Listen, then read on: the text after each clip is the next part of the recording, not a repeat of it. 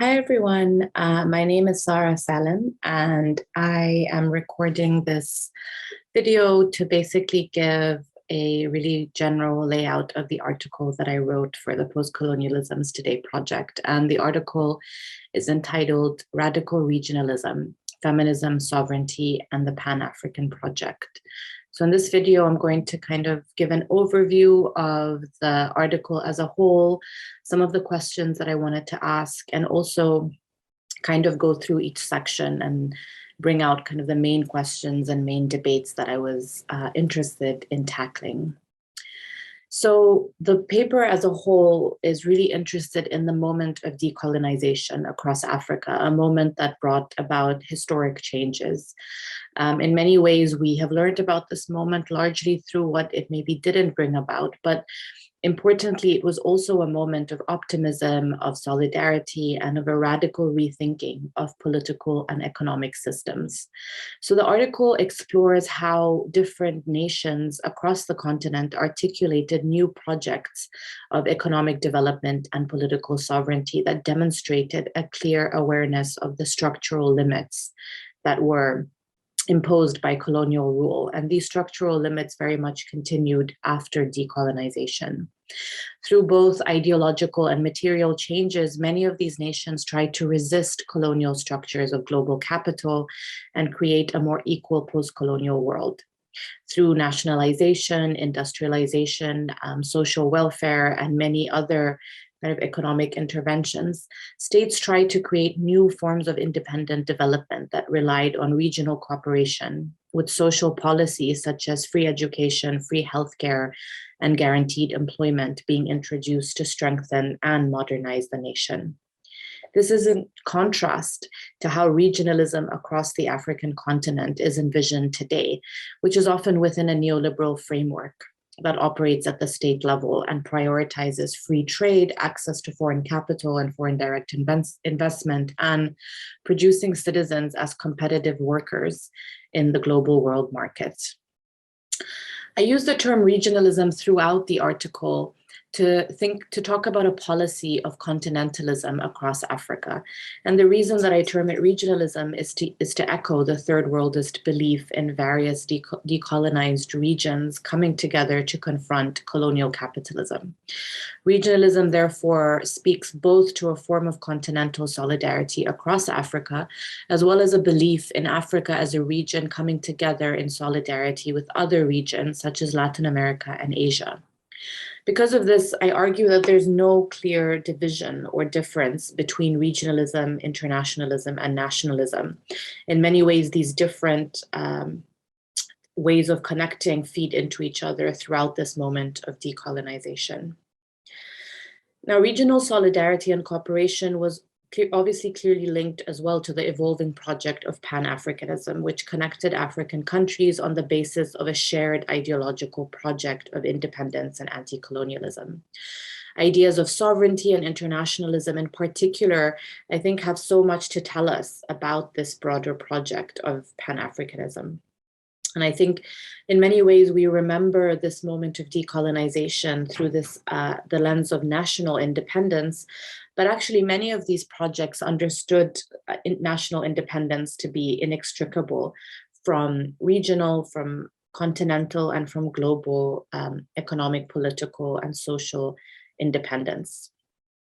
So the overarching aim of the article was to trace how regionalism comes up during this historical moment. How can we kind of see where it becomes an important influence? How can we situate policies and debates within this idea of regional connections? And also, how can we think about decolonization as something that can tell us about solidarity and connection, as well as obviously the kind of broader changes that were happening at this time.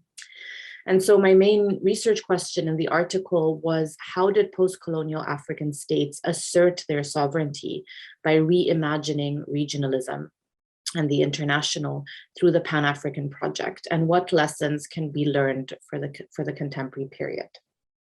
Now, in the article, I look at two particular aspects of the Pan-African life world. The first is the underlying regionalism that runs through it, which I refer to as radical regionalism. And the second is the contributions that were made to this project by African feminists and feminist organizations who engaged with each other constantly throughout the 20th century and were really influential in how we conceptualize agency and sovereignty. And of course, were really influential in constantly incorporating gender and gender equality into debates around African independence.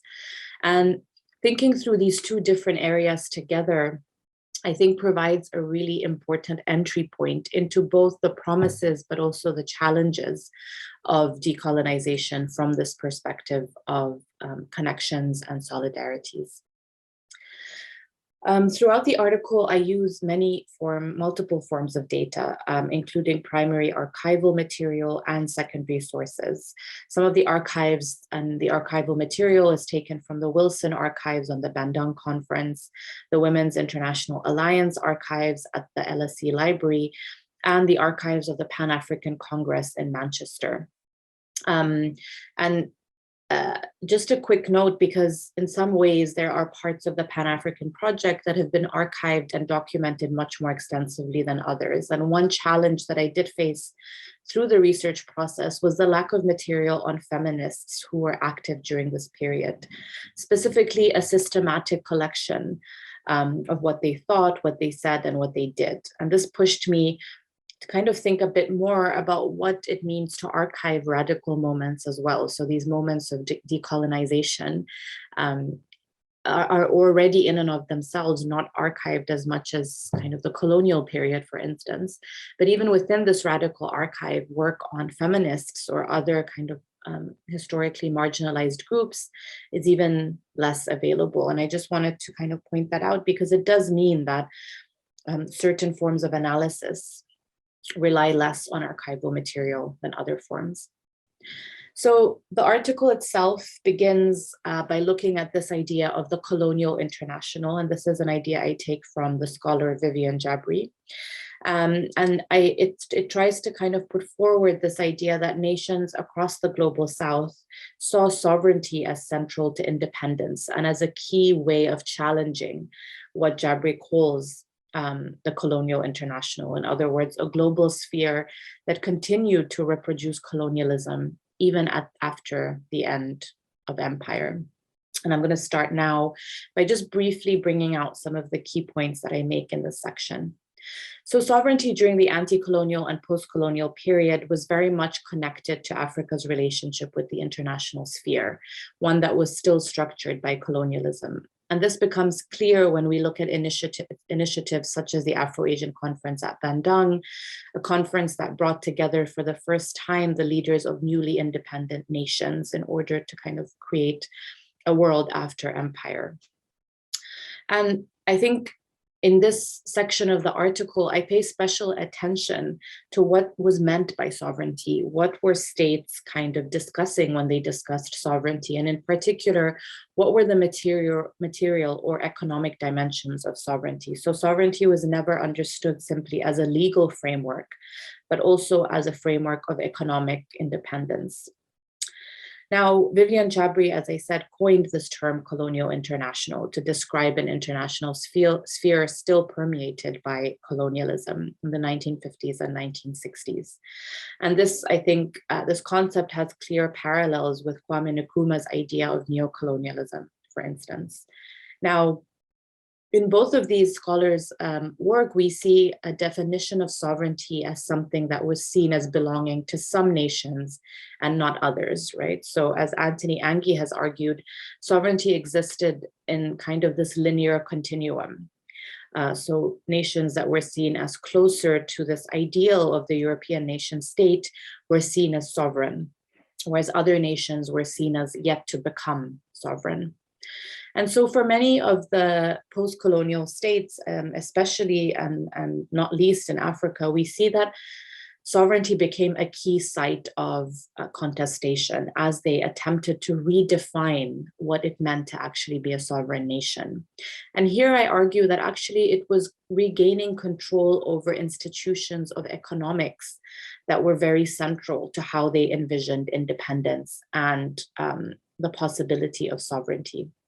So it was not just a call for an ideological or a legal shift in what sovereignty meant and who could access it, but the call for sovereignty was also related to calls for industrialization, for the introduction of economic policies that encouraged cooperation within the global South, calls to create and share technical expertise, research and development, and calls to establish international bodies that could coordinate economic development. Above all, I think all of this speaks to this idea that many African nations were calling for self-determination in terms of economic policy because they saw this as a really central dimension of what it meant to be a sovereign nation. Now, the next section of the article kind of continues this debate, but thinks a bit more explicitly about the idea of internationalism, regionalism, solidarity, and so on, and how this also was kind of something that emerges very clearly in these debates around sovereignty. Now, ideas of internationalism animated many of the movements, as we know, that were active during the period of decolonization, showing that these lines between the national and international were often blurred in these attempts to transform the world. Pan-Africanism, for instance, called for the economic, political, social, and intellectual cooperation of African countries and the African diaspora. And its main call was that African resources be used for the development of African peoples and that independence meant more than legal or political emancipation.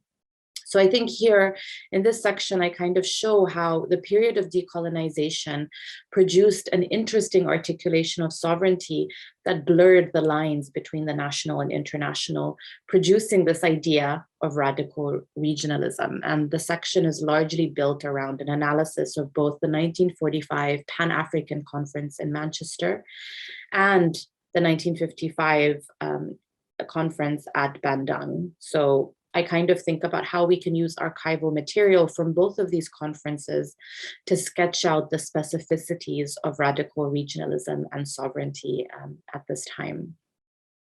The next section turns to the question of feminism. And here I was especially interested in thinking with this idea of transnational feminism to explore some of the connections and solidarities that emerged between African feminists and feminists in Latin America and Asia and the Middle East, to think of what a feminist approach to decolonization and radical regionalism looked like. So here I focus on a few different conferences and spaces to kind of sketch out what debates feminists were having. And I think what was really notable here was that these debates kind of showed that feminists often made a double critique towards both imperialism and colonialism and capitalism, but also to the emerging nation states, these emerging post-colonial nation states that they saw as not always living up to the radical politics that they professed.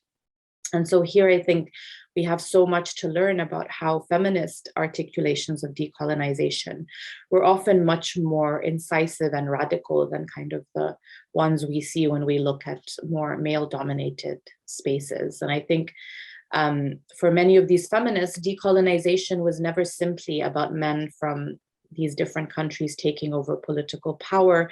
It was about liberation for both men and women, but also liberation in a much more full sense.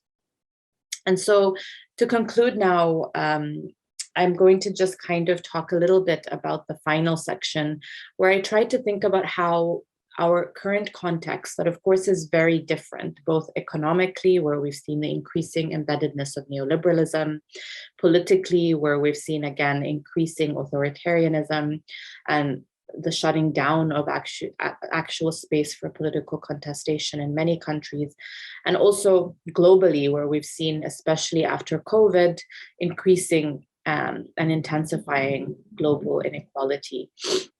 And what I ask in this final section is, are there particular lessons that we can learn in this contemporary moment from the past?